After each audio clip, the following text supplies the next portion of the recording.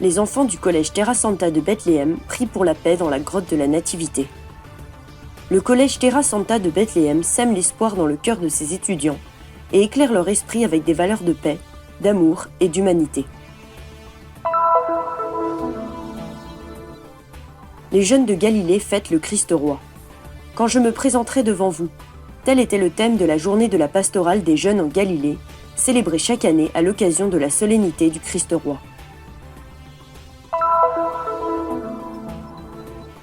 Une communauté pour proclamer le royaume du Christ. À l'occasion de la solennité célébrant la royauté du Christ, un regard approfondi sur le mouvement Regnum Christi, dont la mission est de proclamer le royaume de Dieu dans la vie de l'homme et de la société. Sur le chemin de Bethléem avec les personnages de la crèche, les bergers. À Noël, les personnages de la crèche nous accompagnent dans cette attente de la naissance du Christ.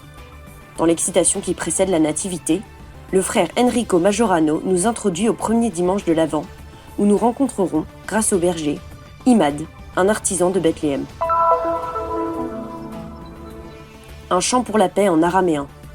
Le père Dairoros, prêtre syriaque orthodoxe de Jérusalem, chante le Notre Père pour la paix en Terre Sainte.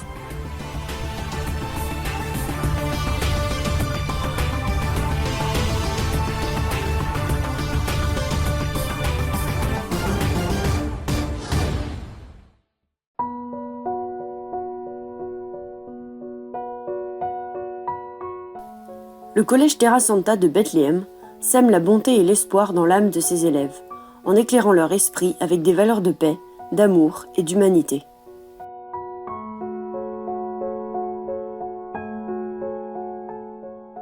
Saint François est arrivé en Terre Sainte dans des conditions exceptionnelles, alors que le pays subissait de nombreux conflits. Pourtant, il a réussi à répandre la paix autour de lui, appelant les gens à toujours rechercher cette paix, en disant « Seigneur, fais de moi un instrument de ta paix ». Aujourd'hui, 800 ans plus tard, notre pays continue de vivre sous les mêmes conditions, avec les mêmes tueries et les mêmes guerres. Nous élevons donc nos prières avec les enfants du collège Terra Santa de Bethléem, afin d'implorer la paix pour notre terre. Rien n'est perdu avec la paix, mais tout peut être perdu avec la guerre. Si vous proclamez la paix, veillez à ce qu'elle soit d'autant plus présente dans vos cœurs.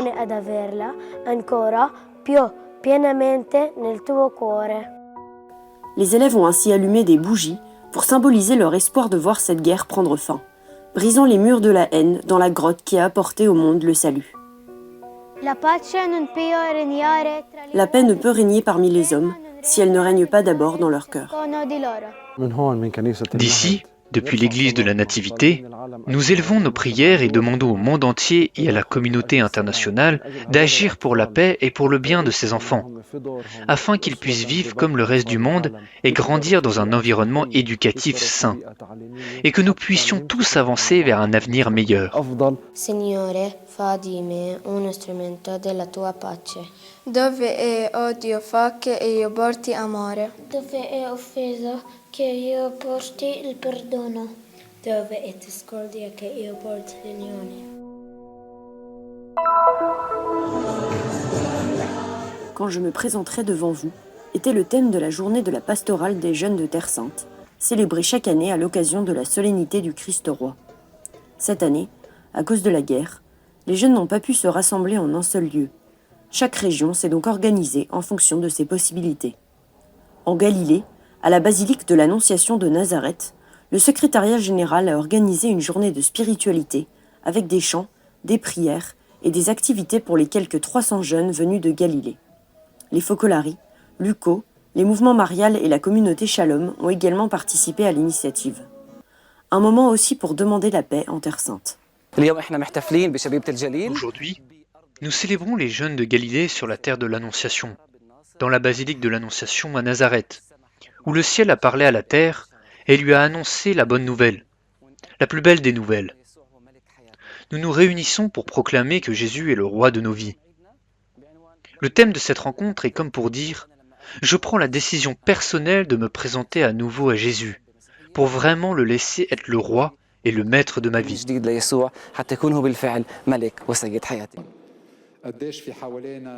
Monseigneur Rafik Nara, vicaire patriarcal pour Israël, a présidé la messe, concélébrés par le père Ramestoile, aumônier général pour la pastorale des jeunes en Galilée, et le frère Wojciech Bolos, gardien et recteur de la basilique de l'Annonciation et du sanctuaire de la Sainte Famille à Nazareth. Au cours de la messe, 12 jeunes ont été nommés pour servir dans le bureau de la pastorale des jeunes de Galilée, afin de s'occuper d'organiser les diverses activités pour la jeunesse qui auront lieu dans le futur.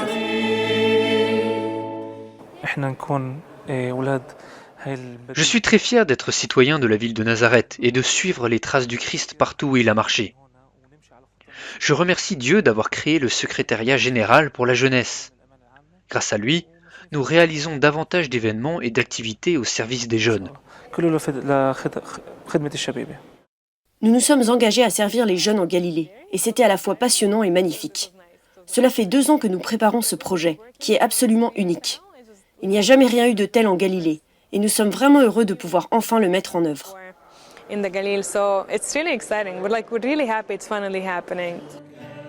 L'adoration dans la grotte, suivie de la récitation de l'Angélus, a constitué un des moments les plus importants de l'événement. Aujourd'hui, j'espère non seulement que le Christ parviendra à atteindre le cœur de chaque jeune, mais surtout que notre foi en Jésus, seul roi et seigneur de notre vie, sortira plus forte de cette rencontre. Cette solennité nous rappelle que Jésus-Christ est le roi de l'univers.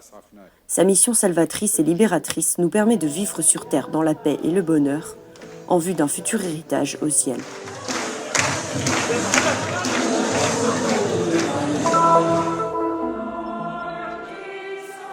À l'approche de la fin de l'année liturgique, l'Église célèbre solennellement la royauté du Christ, roi de l'univers.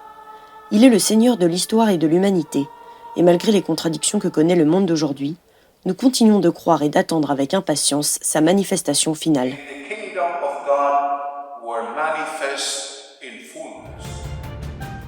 La communauté Regnum Christi est située à Jérusalem. Le mouvement est né au Mexique en 1941 et a pour mission de proclamer au monde le royaume du Christ. Regnum Christi accomplit sa mission de manière très variée, au sein des familles, parmi les laïcs, mais surtout en s'engageant à former des éducateurs au sein de l'Église. Nous travaillons dans des écoles, des universités, des centres d'évangélisation, des œuvres d'apostolat et d'autres œuvres sociales très variées, ainsi qu'à travers les médias. Si les réalités que nous rencontrons sont très diverses, nous sommes très présents dans les centres éducatifs.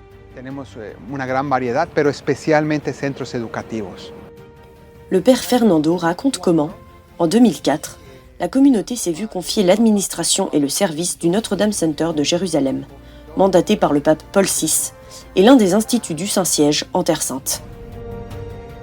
Le lieu sert de grande maison d'hôtes et accueille des pèlerins du monde entier. À l'intérieur se trouve une chapelle, où la liturgie est célébrée chaque jour, et où l'on peut participer à l'adoration eucharistique, recevoir le sacrement de la réconciliation, ou encore bénéficier d'un accompagnement spirituel.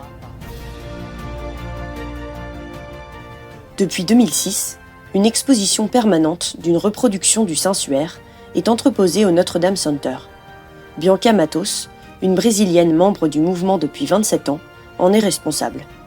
Une occasion pour elle d'aborder la rencontre avec la passion, la mort et la résurrection du Christ. Il est très agréable de constater que plusieurs guides suggèrent de venir ici pour voir le Saint-Suaire avant de visiter le Saint-Sépulcre. C'est un moyen pour les gens d'en savoir plus sur l'histoire de la chrétienté et les passages de l'Évangile qui racontent la passion du Christ, à travers cette exposition sur le linceul. Le mystère du Christ au milieu du monde, déclare Bianca, n'est pas éthéré, mais réel, et c'est ce qui donne un sens à sa vocation. La rencontre personnelle avec le Christ a été très importante pour ma vocation. J'ai rencontré un lieu, une famille dans laquelle j'ai pu faire l'expérience du Christ vivant. La communauté de Regnum Christi est très active dans l'apostolat et donne à contempler, à travers son propre visage, le visage du Christ apôtre.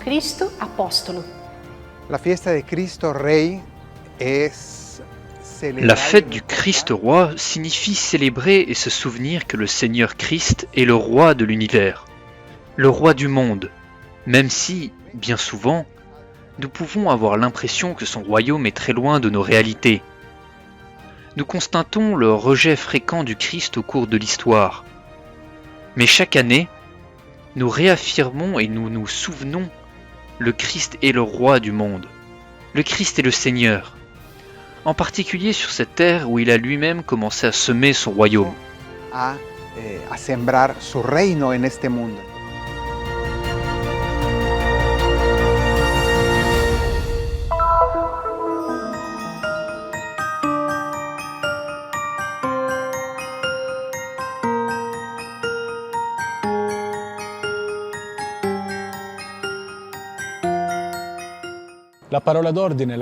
Le mot d'ordre de ce dernier dimanche est veiller.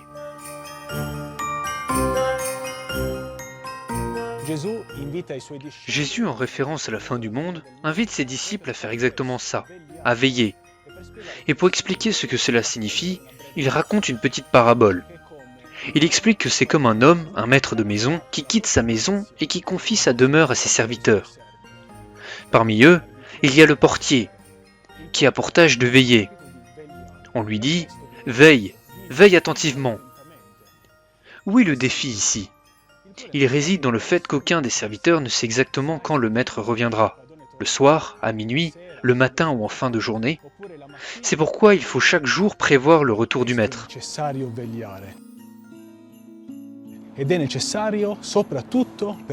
Et c'est d'autant plus vrai pour le portier. Le contraste réside ici entre deux mots, veiller et dormir.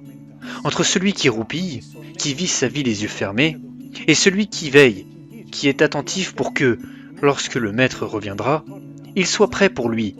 Il soit prêt et ne laisse pas échapper un tel moment.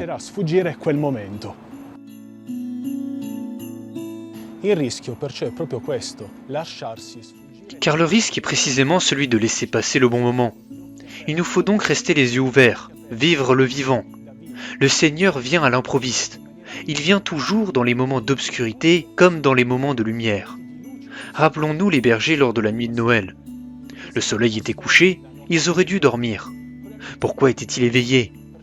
Ils étaient éveillés parce qu'ils accomplissaient avec diligence leur travail, celui de veiller sur leur troupeau.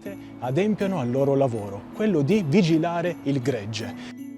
È necessario non perdere la speranza. Il est nécessaire de ne pas perdre espoir. On peut choisir de ne plus attendre, de vivre en cynique et en désabusé. Mais on peut aussi choisir la voie de l'espoir, celle de celui qui attend, celle de celui qui sait voir des fleurs même dans la boue. Non pas parce que les fleurs sont déjà là, mais parce qu'il sait qu'elles finiront par y pousser.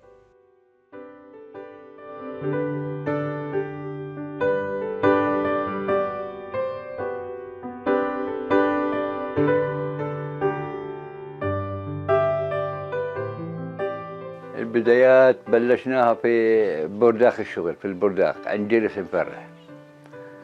ظليت ابحر عليه. J'ai commencé à travailler le bois pour Giriès Muffaré. À force de l'observer, j'ai progressivement appris le métier et j'ai perfectionné mes méthodes de nettoyage, de sciage et de sculptage. Plus tard, je me suis installé à mon compte. Aujourd'hui, nous devons préserver ce patrimoine et l'enseigner aux nouvelles générations. Personne ne veut apprendre ce métier car personne ne pense que c'est rentable. Pourtant, les touristes qui viennent ici achètent nos produits et les ramènent chez eux. C'est un moyen de subsistance important pour les villes de Bethléem, Beit Saour et Beit Jala. Sans la transformation du bois d'olivier, le tourisme aurait peut-être cessé d'exister dans notre région. La situation actuelle est difficile. Ceux qui peuvent travailler le font, mais beaucoup sont malheureusement au chômage ou se sont fait licencier.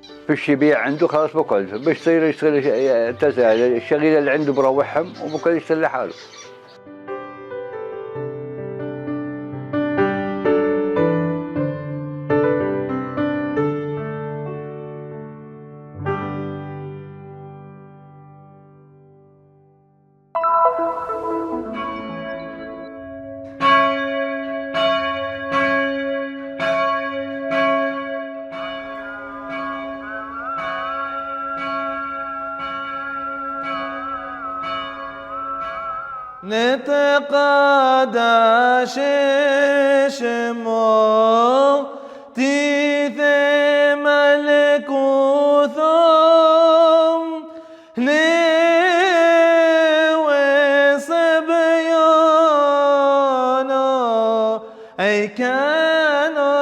بشمايو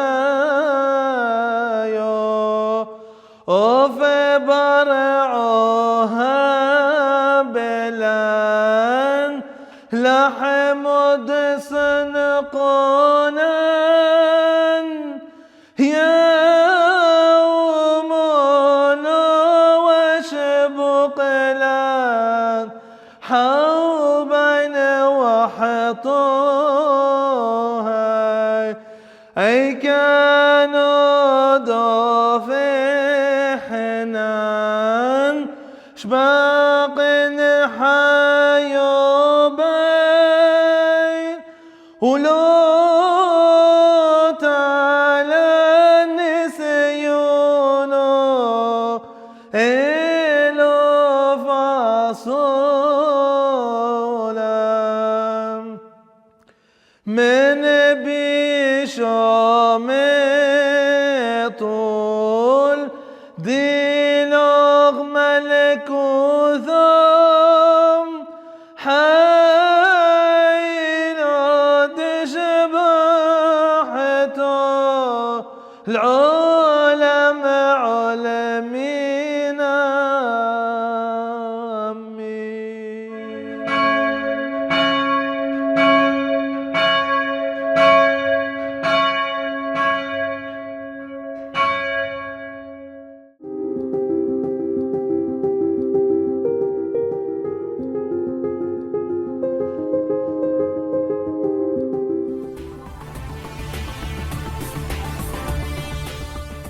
Un geste de solidarité pour soutenir les lieux saints et les besoins des frères sur la terre de Jésus.